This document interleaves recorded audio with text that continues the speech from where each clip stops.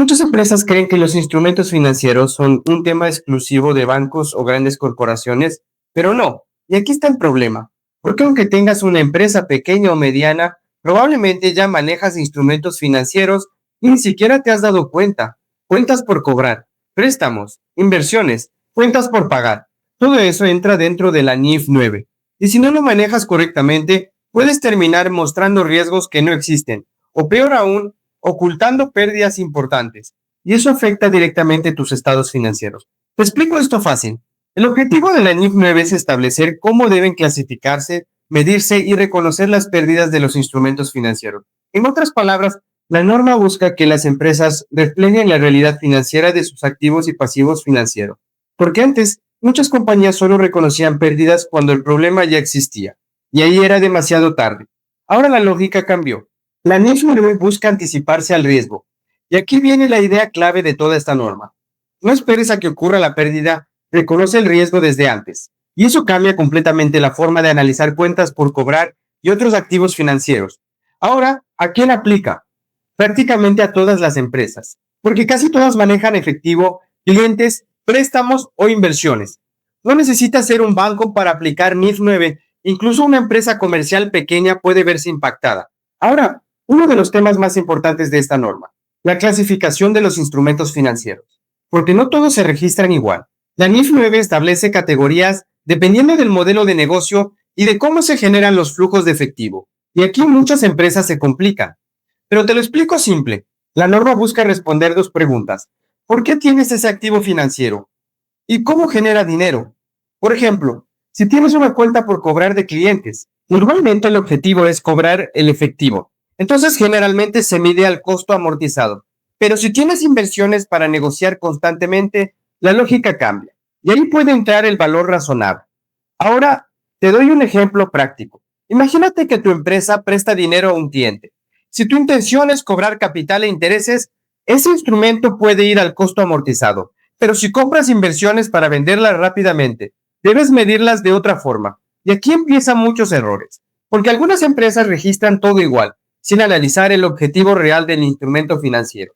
Y eso distorsiona completamente los estados financieros. Ahora, hablemos del tema más famoso de NIF 9, las pérdidas crediticias esperadas. Y este es uno de los cambios más fuertes de la norma, porque antes solo reconocías deterioro cuando ya existía evidencia de incumplimiento. Ahora no. Ahora debes reconocer pérdidas esperadas incluso antes de que el cliente deje de pagar. Y aquí muchas empresas reaccionan así. Pero si todavía no me debe vencido, sí, pero la norma te obliga a analizar el riesgo futuro. Y eso tiene sentido, porque no todos los clientes tienen el mismo nivel de riesgo. Ahora, te doy un ejemplo claro. Tienes una cartera de clientes de $100,000. Históricamente sabes que cierto porcentaje no paga. Entonces debes reconocer una pérdida esperada, aunque todavía no exista incumplimiento. Y esto afecta directamente tu utilidad, porque reconoces deterioros antes. Ahora, otro error común, pensar que esto aplica solo a cuentas vencidas. No, la evaluación del riesgo comienza desde el reconocimiento inicial. Y aquí muchas empresas fallan porque no tienen políticas claras de evaluación. Ahora, hablemos de algo importante, el modelo simplificado, porque la NIF 9 permite aplicar un enfoque simplificado para cuentas comerciales.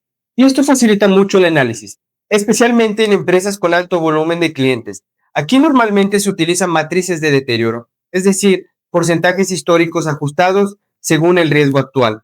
Pero cuidado, no puedes inventar porcentajes, debes basarte en información razonable y sustentable.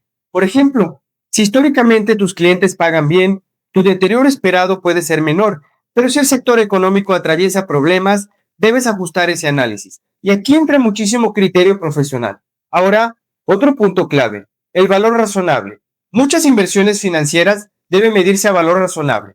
Y aquí la pregunta es, ¿cuánto vale realmente hoy ese instrumento financiero? Porque el mercado cambia constantemente y eso puede generar ganancias o pérdidas, incluso sin vender la inversión.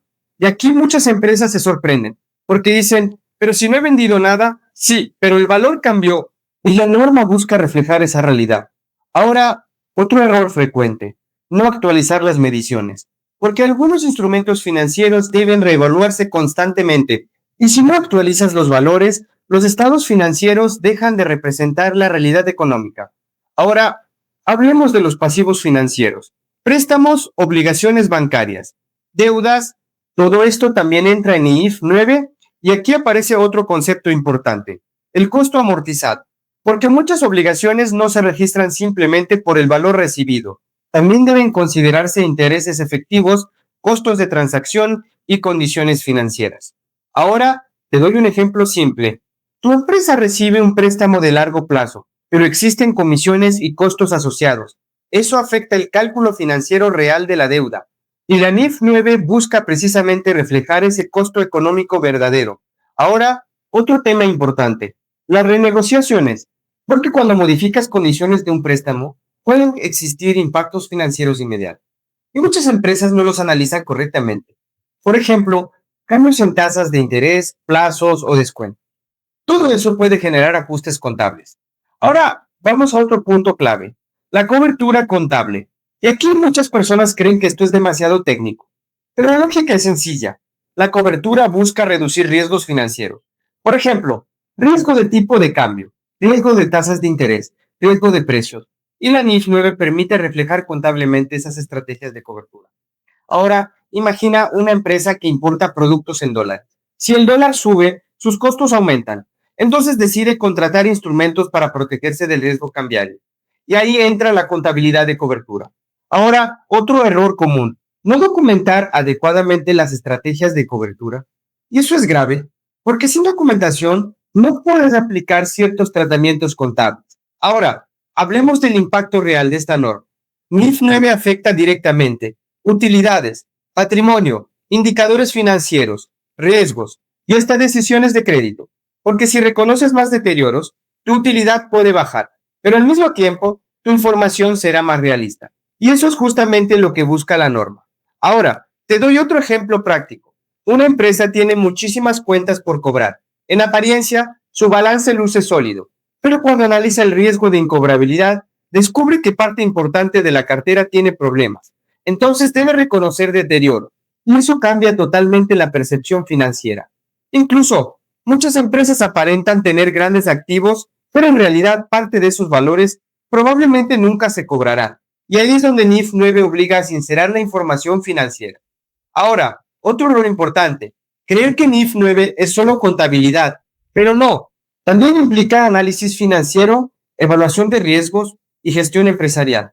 Porque para calcular pérdidas esperadas, necesitas entender el comportamiento de tus clientes, la economía, los sectores y las probabilidades de incumplimiento. Ahora, otro punto clave, las políticas contables.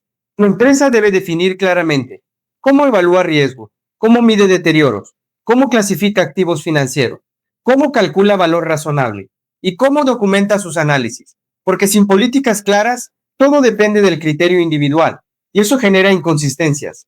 Ahora, imagina esto, dos empresas tienen exactamente la misma cartera de clientes, pero una reconoce deterioros adecuadamente y la otra no. La segunda puede mostrar más utilidad, pero esa utilidad no necesariamente es real, porque tarde o temprano las pérdidas aparecerán y ahí viene el golpe financiero. Ahora, ¿cuál sería la solución para aplicar correctamente NIF 9? Primero, identificar todos los instrumentos financieros de la empresa. Segundo, clasificarlos correctamente. Tercero, evaluar riesgos de deterioro. Cuarto, actualizar mediciones periódicamente. Y quinto, documentar todo el análisis realizado, porque esta norma requiere muchísimo soporte técnico. Ahora quédate con esta idea. NIF 9 no busca complicar la contabilidad, busca anticipar riesgos, busca evitar que las empresas oculten problemas financieros hasta que ya sea demasiado tarde. Y eso tiene muchísimo sentido, porque la información financiera debe ayudar a prevenir, no solo a reaccionar. Ahora, otro ejemplo interesante. Durante crisis económicas, muchas empresas descubren que su cartera tiene más riesgo del esperado, y ahí los deterioros aumentan. Eso pasó muchísimo en épocas de crisis financieras y económicas, y precisamente por eso la NIF 9 se enfoca tanto en pérdidas esperadas, porque los riesgos existen antes de que aparezca el incumplimiento. Ahora sí, vamos cerrando. NIF 9 no es solamente una norma técnica, es una norma que cambia la forma de entender el riesgo financiero, porque ya no basta con registrar números. Ahora debes analizar probabilidades, escenarios y riesgos futuros. Y eso hace que la información financiera sea mucho más útil.